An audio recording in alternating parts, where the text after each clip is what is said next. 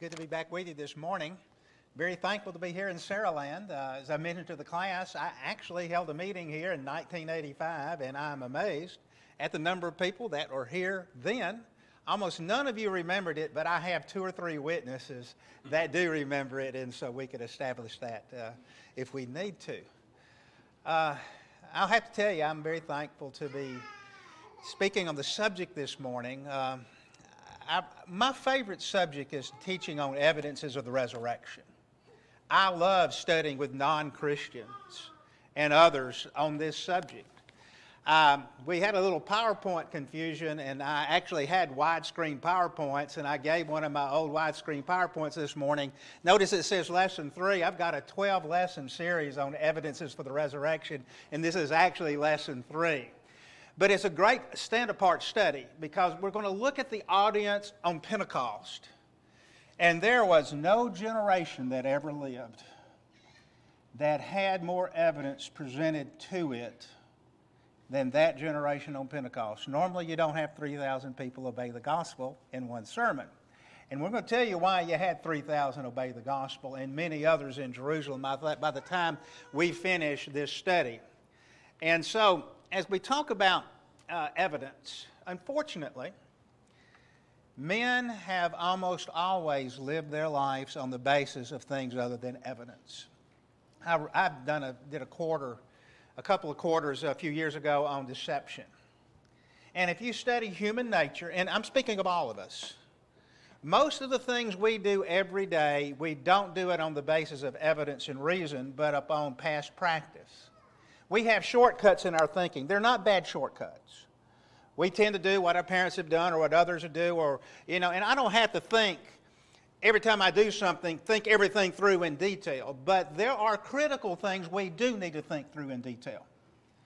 It's really important to consider, as you're speaking of, who is the historical Jesus.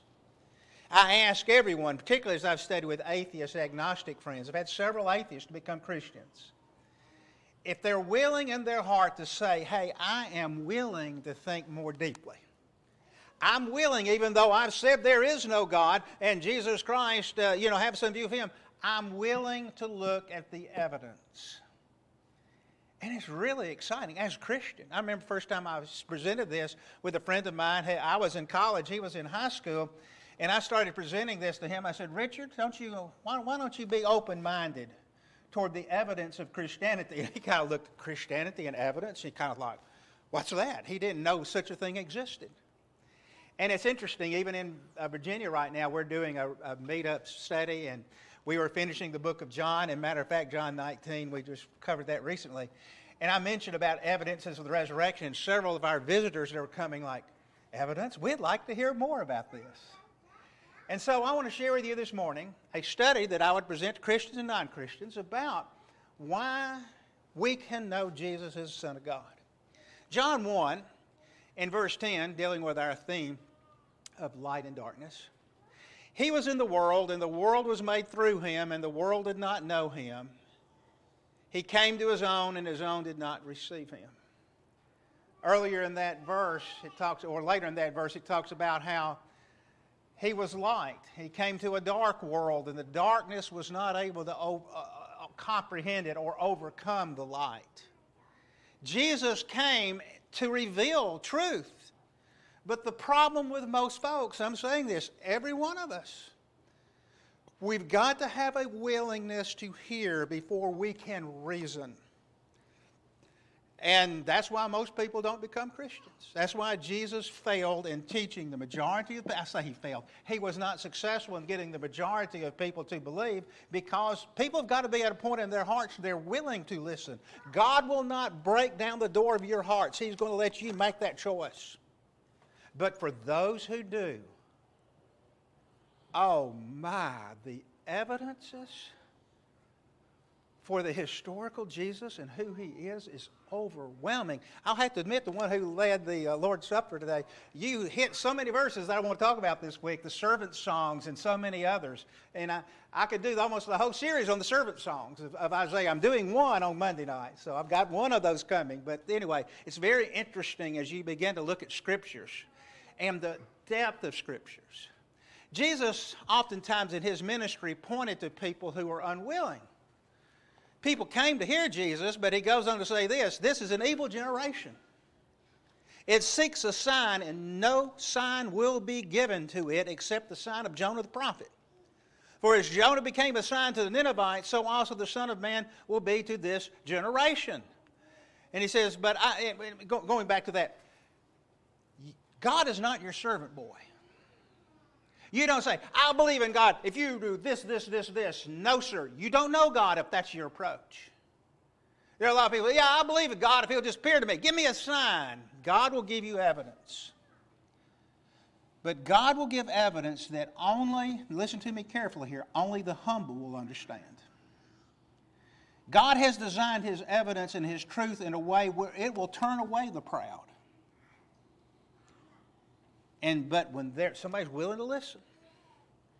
And Jesus talked about the words of his works. There's many things he talked about as evidence. But again, we got to have a heart willing to listen. Here, this is a sobering verse here. John 5:39, you search the Scriptures that in them you think you have eternal life.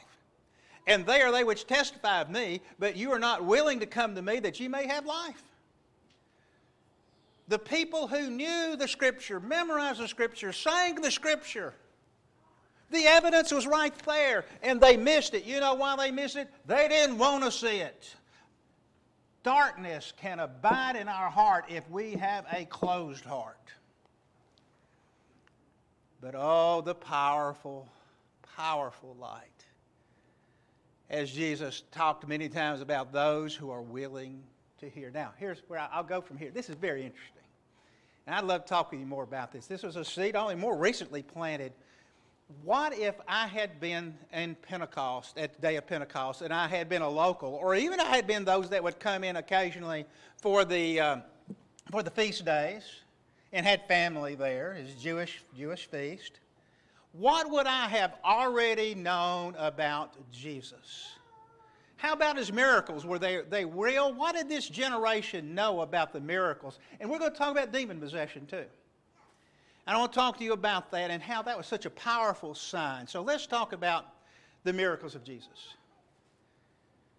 I don't think we do justice. And I'll just say in my life, I haven't fully thought through the power of the miracles of Jesus.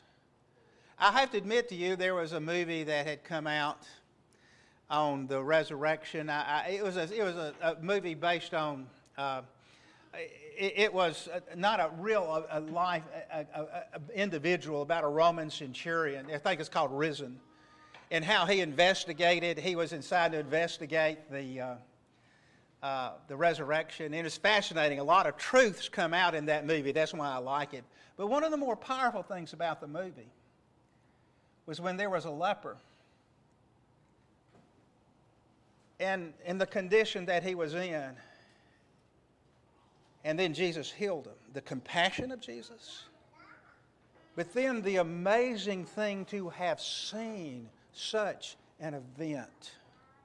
You see, we read about the miracles in a matter-of-fact way, but if you started really thinking about what it would have looked like, what would have been the reaction of the person who was condemned to death and isolated and suffering? How widely did Jesus work his miracles? What would it have been like to bring a demon-possessed child to Jesus and have that child freed from that demon? What would it have been like? As you start putting some context to this,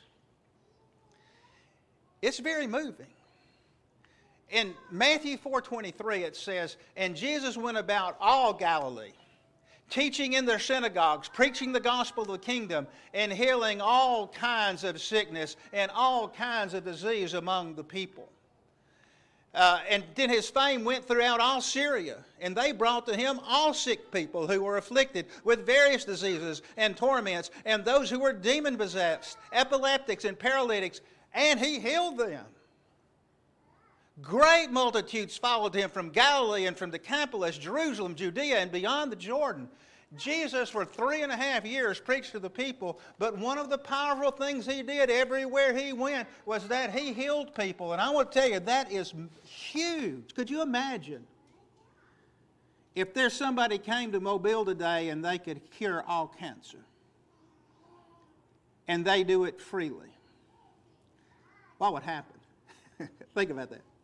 Now, Jesus didn't work signs just to work signs. He didn't work miracles to say, hey, you're going to live forever. He worked miracles to try to point to them to hear something far greater than anything he could heal people of, and that was the healings of people's souls. But still think about just the aspect of the signs alone.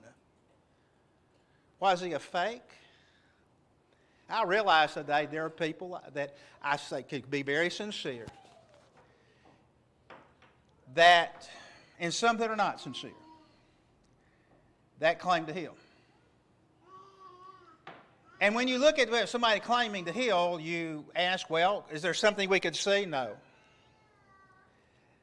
Years ago, as in the 40s, maybe 50s, there was a faith healer came to town in an area, and they laid out a dead body for people to see. They were going to raise this person from the dead later that day. And, of course, it was a Christian that was there this time. Back in the 50s, everybody wore hats. I don't know if you've noticed that in history, but historically in our country, men and women wore hats outside at various occasions. And this guy had a hat pin. And he took the hat pin, saw the dead body, and stuck his hat pin in the dead body, and he raised the dead, created a riot, I think got arrested. And so a lot of times people claim to work miracles today. They're not like the miracles of Jesus. There were things seen, done. Nobody debated. No one, even his enemies, ever debated that Jesus worked a miracle. Now think about that. We're talking about something you and I haven't seen. Not today. Even Herod, wicked Herod, knew of his widespread reputation. In Luke 23:8 it says, now when Herod saw Jesus, he was exceedingly glad, for he had desired for a long time to see him, because he had heard many things about him, and he hoped to see some miracle done by him. And you know what Jesus did with Herod? He didn't say a word to him, because, see, God's miracles and God's ways he's not our servant boy. And Jesus wasn't Herod's servant boy. And so he got no sign. And so, as we talk about this, let's just develop this a little bit. Jesus did not want his ministry to become nothing but healing. You know how oftentimes he could heal somebody? Can you imagine this? You're talking about a hard command. Somebody healed of leprosy, for instance, and then he commanded them that he should tell no one. What? I've just been healed from a death sentence. I've just been healed from isolation from my family and friends. To tell no one, boy, that would be hard, and most of the time people, they failed in that. But the more he commanded them, the more widely they proclaimed it. And they were astonished. Look at this. The miracles of Jesus, widely done. Many people have seen it. If they didn't see it, let's say you had a relative that had a demon cast out or was healed from leprosy. You had heard about it. You had heard about the talk. You could have gone and seen them. And they were astonished beyond measure, saying, he has done all things well. He makes both the deaf to hear and the mute to speak. And on we could go. 3.5 years of doing this. You think the people in Jerusalem would have known about this? Even the Romans knew about this. It's very interesting. You know, there are people that were motivated to deny his miracles, by the way. There are people who want to kill Jesus. Matter of fact, when we're talking about Lazarus being raised from the dead, oh man, Lazarus being raised from the dead, they're thinking, it's over. Everybody's going to become a big follower of his. They wanted to deny his miracles, but you'll notice this. His staunchest enemies never denied his miracles. You know what they did? Oh, he did it by Satan.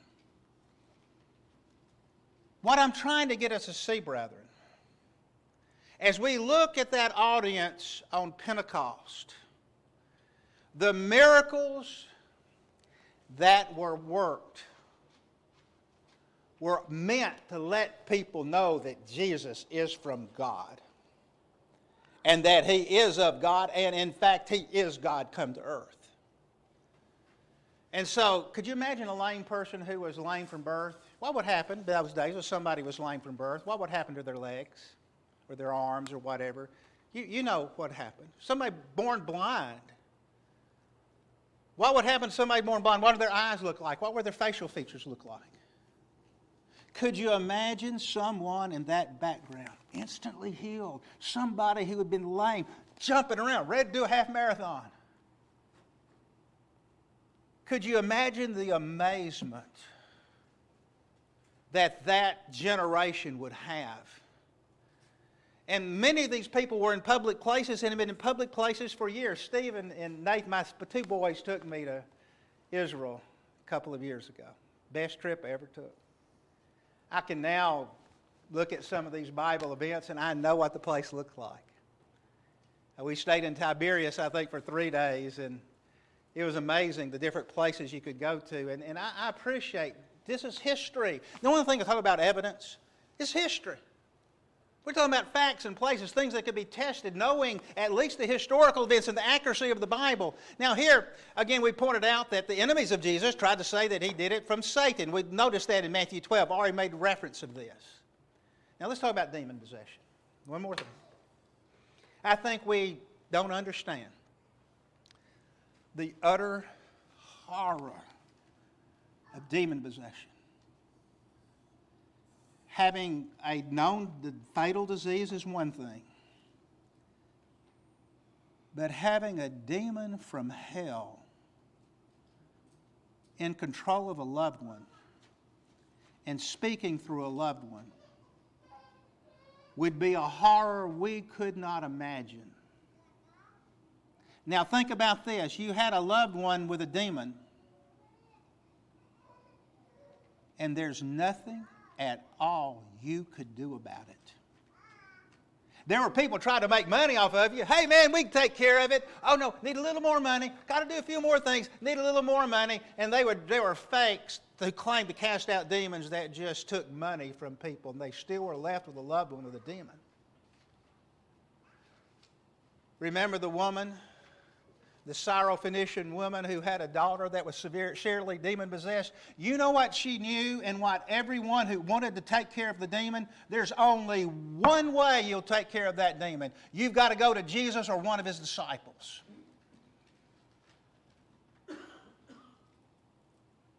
That's why when Jesus did some things to appear to put barriers before her, she wasn't going to go away until her daughter, that demon, was cast out of her. And Jesus says, "Great is your faith."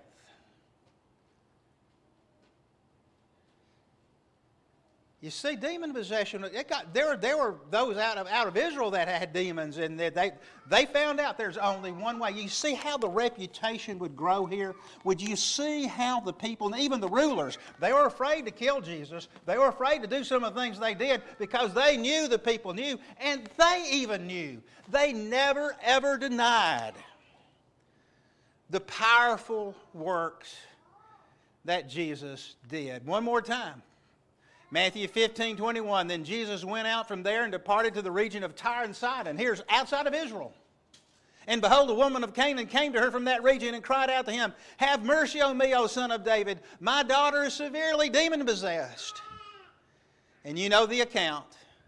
It says the woman was a Greek, a Syrophoenician by birth, and kept asking him to cast the demon out of her daughter. You see, she taught these people this was the only way.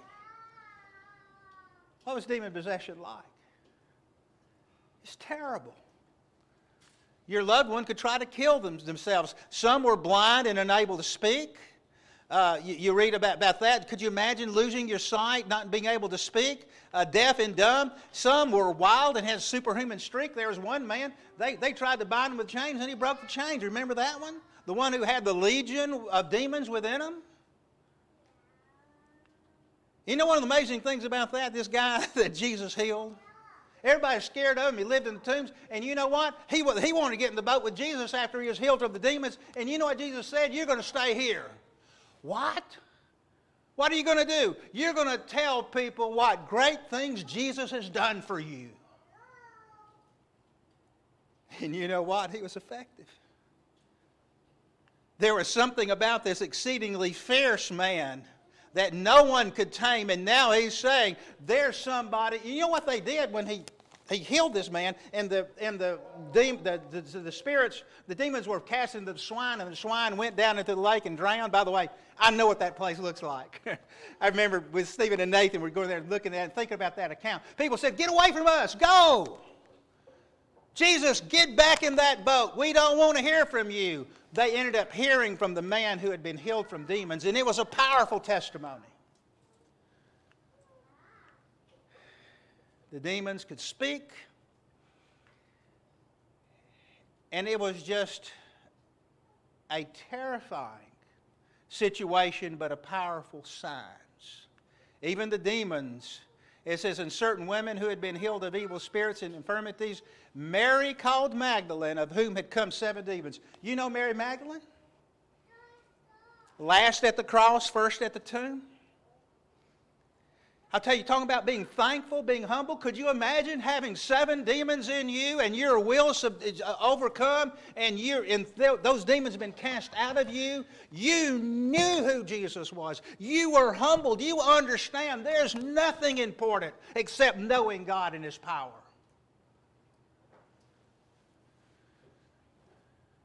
It's powerful. The apostles were given this power because Jesus, by the way, I could do a whole series on the apostles and the place and role of the apostles. I think that's a neglected subject in the church. But Jesus was his apostles were going to be his future spokesman. When Jesus would ascend back into heaven, he wrote nothing. He was going to work through his apostles, so he gave these apostles power and authority over all demons. And what he was doing, again, it was a sign to point to the teaching. Remember that. It wasn't casting out demons just to cast out demons.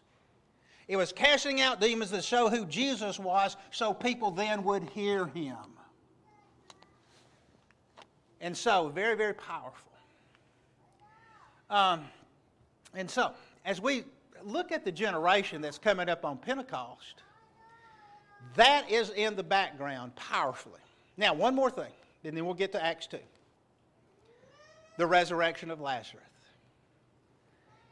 Have you ever wondered how Christianity spread in one generation to the then known world? That has never, ever occurred in history. No religious movement or truth could spread like Christianity spread. Christianity spread not on the basis of emotion, prejudice, some experience, but it spread on the truth of facts, evidence, testimony, reason. And what you're going to find with Lazarus is almost a microcosm, so to speak, it done in a small way of what was going to be done in a large way in terms of proving to the world that Jesus was raised from the dead. But let's talk about Lazarus. And we're particularly going to talk about the generation at Pentecost. This sign was planned for. In John 11, Jesus waited until Lazarus was dead. He could have healed Lazarus, and Mary and Martha basically said, if you were here, he wouldn't have died. And he wouldn't have died. And Jesus wanted to perform this last sign before the feast that he would be crucified. And the disciples knew that Lazarus was dead. The message came to Jesus. Everyone knew he was dead. He had been dead for days.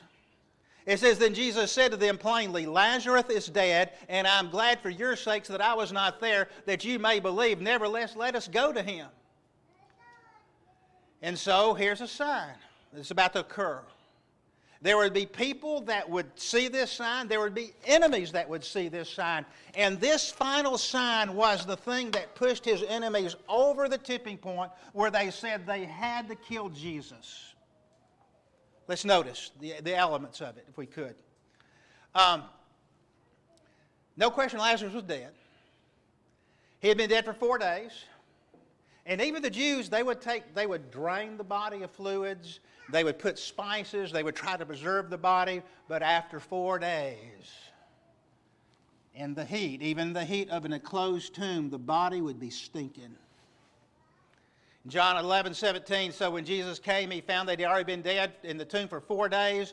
Jesus says, take away the stone. Martha, the sister of him who was dead, said to him, Lord, by this time there is a stench, for he has been dead for 4 days. Now imagine this. Imagine, brethren, for a moment. Use your imagination. You're there with people mourning. You've been involved. You were probably involved with seeing the one die, close to the ones who saw him die. You're here now. Here's an event. People had rushed to the tomb, and here they're going to move the stone away. And they're thinking, oh man, there's going to be a stink. The family knew he was dead. That he couldn't have. There's no way he could have passed out and been revived. It was too late for that. He would have died, suffocated. But now they opened the tomb, and here we see this very public sign. Jesus says, take away the stone. Martha, the sister of him who was dead, said to him, Lord, by this time there is a stench, for he has been dead for 4 days. Jesus said to her, did I not say to you that if you would believe, you would see the glory of God? The glory of God is His power. The glory of God is His power for us and the future for us is showing what really matters. Notice verse 41. Then they took away the stone from the place where the dead man was lying. And Jesus lifted up His eyes and says, Father, I thank you that you have heard me.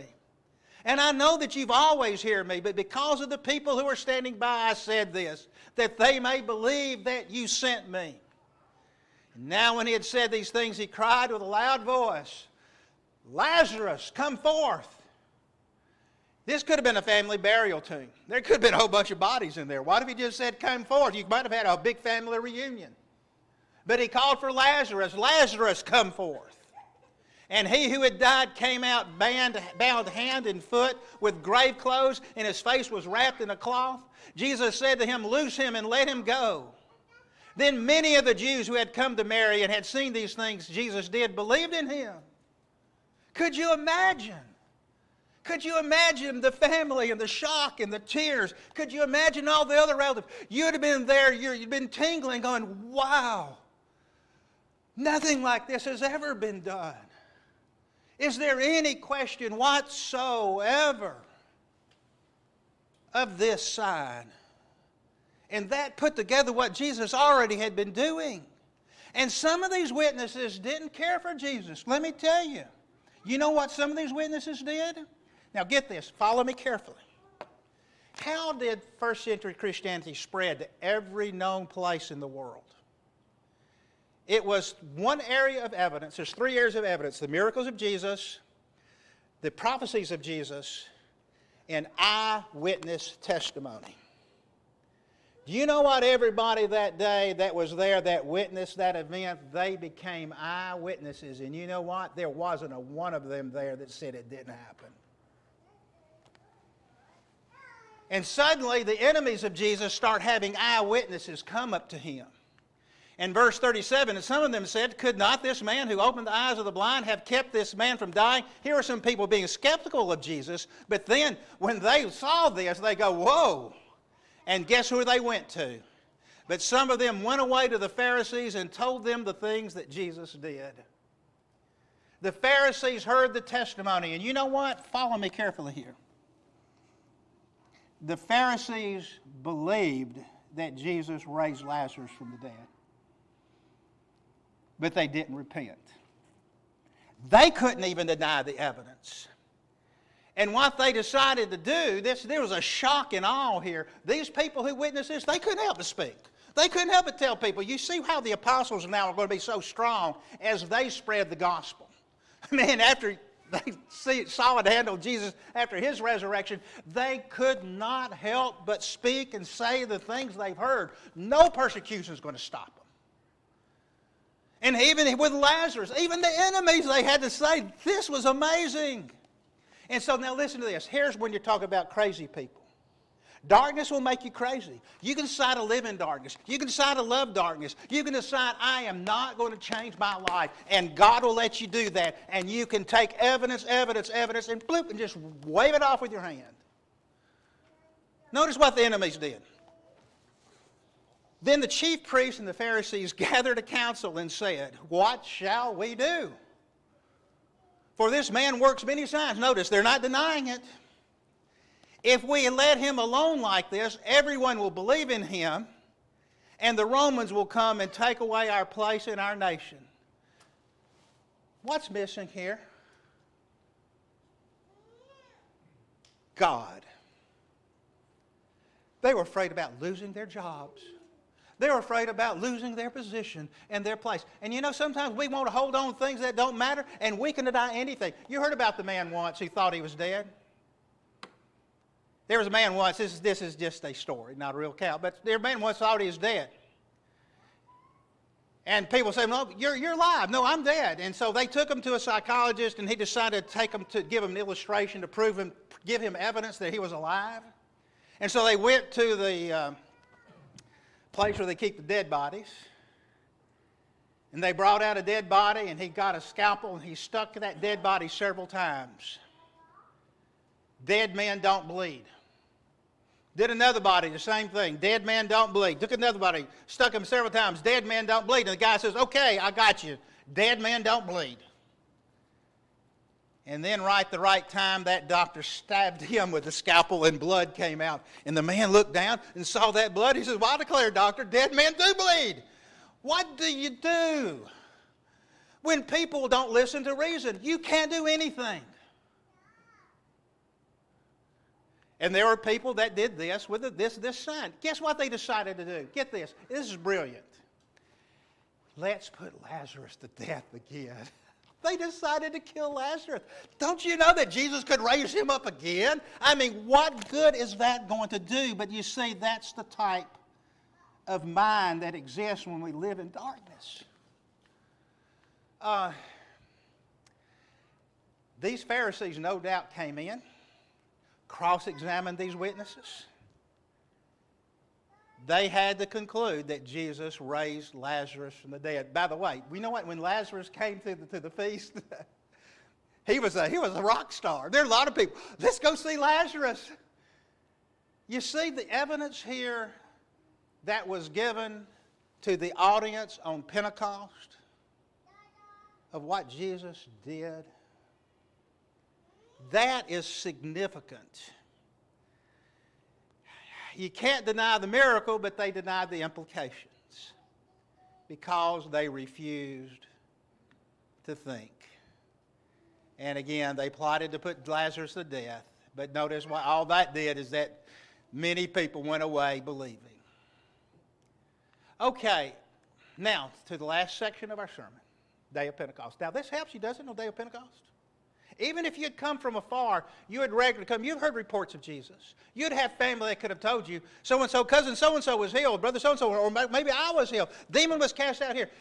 Even the enemies, everybody recognized Jesus worked signs.